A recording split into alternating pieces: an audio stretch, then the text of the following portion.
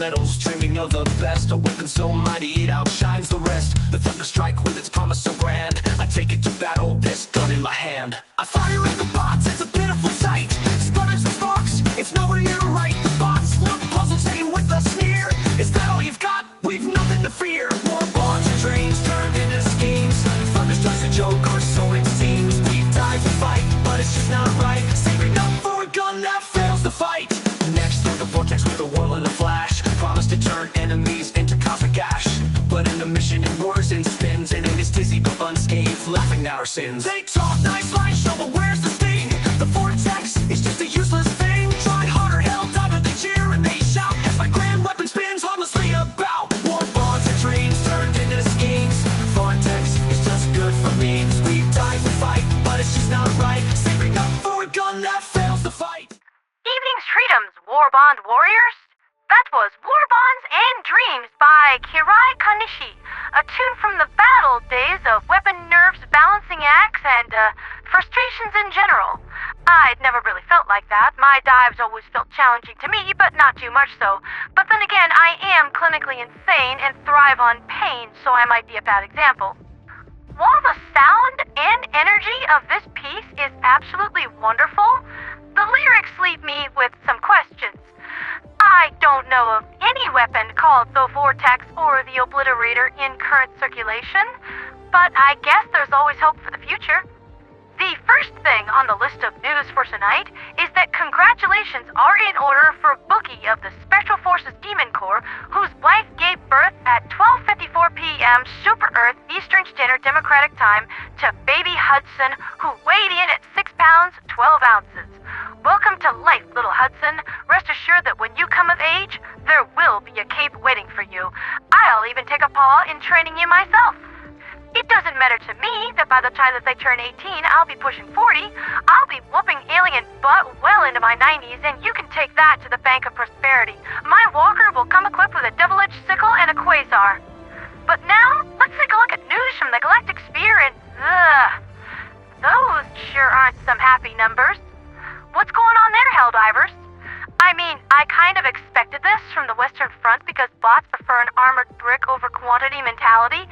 But since when do the bug divers of the TQZ fail a body count major order? I'd have thought for sure that we would have achieved at least one of these objectives. Stormtrooper 115, you don't get to laugh at the bug divers. Your front did even worse than they did. You may make me a dark metal tune to my liking as penance for this inadequacy. Off you pop. Though all of this doesn't look like it's from any kind of lack of effort, most of the Liberation fleet has been focusing on Vog-Sojoth today, taking the planet from a humble 11% this morning to a not-so-humble 42%. Not bad, not bad. Darius, too, being a rather unpopular acid planet, has remained fairly constant today at a low 19% liberation, and experts say that these freedom mobiles are simply not sufficient. The Helldivers are expected to do better. Truly harsh words from the ministry, but I know you guys are trying your best out there. But now we move into news from the business sphere, starting with the new system of the Mercdivers PMC, dubbed the Claiming Optimized Recollection Tool for Advanced Numeric Analysis, Cortana for short, and you just know someone tried entirely too hard to make that acronym work and had to go lie down for a while afterwards. The way this works is that through the use of super Google form links attached to the bottom of every bounty from now on, you don't have to do your own math anymore. Simply enter in things like Illuminate monoliths destroyed, operations completed, regional meganests vaporized, etc. into the form along with your proof of completion screens, and the system will do all of the hard math for you. Isn't that just neat? Less time doing paperwork equals more time dealing bounties. And let's be honest here, Helldivers, and I mean this statement as complimentary as I possibly can. None of you guys ever struck me as math whizzes. It's simply just not your skill set. Let CIA push their pencils. You are men of iron putting aliens in the ground. The only math you guys need is seeing how many bullets you have left in a magazine. Am I right? Heck yeah, I'm right. With that being said, we have a new bounty on the board from, my bosses, or ex-bosses rather, the Federation of Super Earth. A little unusual, mostly they just order the Liberation Fleet to do stuff and they do it, no money ever changing paws, but whatever. This bounty will expire in 2 days, paying out 500 SC for every high-value asset or eradicate mission on either the bots or the foes, but only if they are at a D7 level or higher.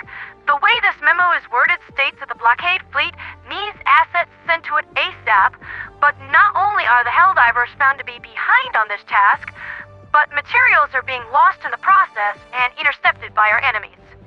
I'm not going to say that High Command is mad at us, but this memo does smell strongly of sulfur. It could just be the Ministry of Truth's penmanship, though. We have plentiful news from Gunvold to catch up on, seeing as how it does take a while for even FDL transmissions to reach me out here on the front lines. Yesterday, both candidates for the directorial election taking place this coming Saturday hit the campaign trail, with Mr. Gunvold traveling to the Malevolon Creek Memorial to honor his fallen siblings in arms. I'll need to make a trip out there too at some point. I did see an awful lot of people die during those battle days. There was this one girl, young, probably fresh out of training. I remember that she had freshly dyed pink hair. Helldivers aren't particularly picky about dress code regs, you know? We all made a drop onto the creek, and this poor thing, she barely even made it out of the pod before this Hulk's flamethrower just... I'm gonna spare you the details, dear listeners, but I will never unhear that scream. Okay, wow, that got a lot heavier than I meant it to. Let's just toss those dark thoughts back into the vault and bring the happy back. My therapist says that toxic positivity and blind patriotism is a surefire way to defeat those tronic nightmares, so let's get back to the news. Yesterday afternoon, Arthur Gunvoldus made a speech calling for more media suppression on populist factions over claims of reactionary radicalism, claiming that the GPM has become a sanctuary for traditionalists with radical ideas. Arthur Gunvoldus accused the GPM of using children's benefits programs to reduce the role of women in society and fostering traditionalist radicals within the military. Well, Mr. Gunvoldus, that's quite a claim. We'll have to look deeper into the matter to discern whether or not it's true, but I think I might be biased in this, but I have never seen media suppression from the government that turned out to be a good thing. From there, we'll move right on to the happenings of this evening, where Arthur Gunvoldus conducted an interview with the Planet State media, claiming that the Treaty of Dumatir is unlawful and Gunvold has full rights to the planet. Did you all feel that? That is Lady Liberty herself whispering in Arthur Gunvoldus' ear that this is a terrible idea. Why? I'll give you about 700 angry wolfish reasons. Shortly after making that statement, marking Arthur Gunvoldus as one of society's greatest thinkers, and I am certain this is going to thrill Euro Quicksilver, the directorial debate kicked off with both candidates discussing their plans for the faction's future. As mentioned prior, Arthur Gunvoldus apparently has a case of severe depression and wants to unalive himself via wolf diver by abandoning the Treaty of Dumatir, dissolving the alliance with the SDF, and instead form closer bonds with the Ministry of Prosperity. I'm sure that he will absolutely adore that 60% corporate tax rate that they're rocking out. Actually, no, it's been a while since I've been back to Super Earth. It might be higher these days.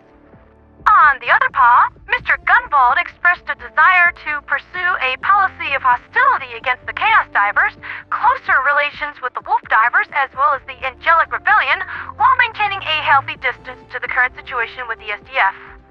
I can say for certain, Mr. Gunvold, I will not let you down or bring you cause to regret your faith in my rebellion. I will see us free, because if one of us is enslaved, so are we all. There is a matter of some debate on whether Meridia will impact Meridia sometime tomorrow or in 3 days, as the newly updated figures claim. Regardless, those wishing to escape the planet aren't going to sit around and check. The last shuttles left the planet earlier today, and at 11 super units distance, the Meridia singularity is quite visible. And kind of terrifying, actually. However, the Legion divers have delayed the exfiltration operation of my serfdom to the point that it is becoming a drastic emergency. Hence why I have relocated to Kuhiri to take control of the situation directly. I wish there was a bounty on these jokers because I personally spilled a great deal of their floor ketchup today. I told them this little kitty has claws.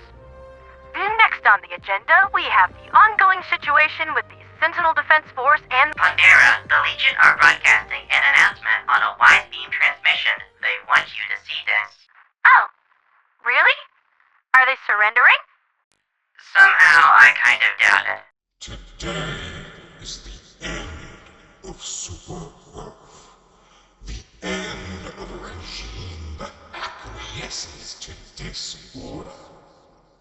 At this very moment, the system far from here, Super Earth lies to the galaxy, while supporting the treachery of SEAF.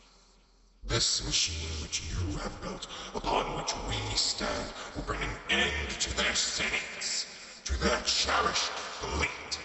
All remaining systems will bow to the Legion, and will remember this as the last day of their regime. Fire! Fire what? Emergency, Hawking radiation detected. A portal is opening directly above us. What? An Illuminate attack here? This is way outside of their usual hunting grounds. Negative. It is the firing port for a Meissa array, calculating blast radius. They're targeting the planet. All hands, brace for evasive FTL maneuvers commencing.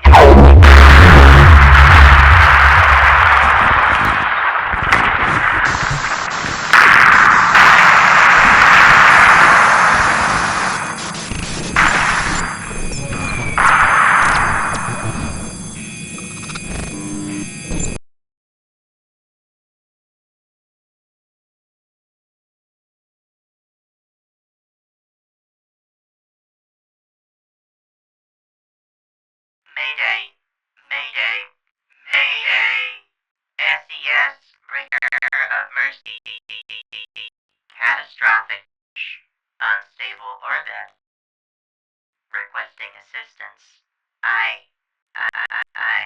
Ingrams damaged. No, just AI core damaged. Mayday, Mayday, Mayday.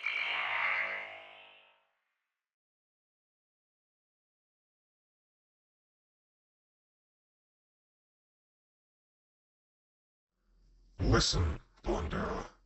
I'm sorry for hacking into your comms, but I have to say I did not tell them to do this.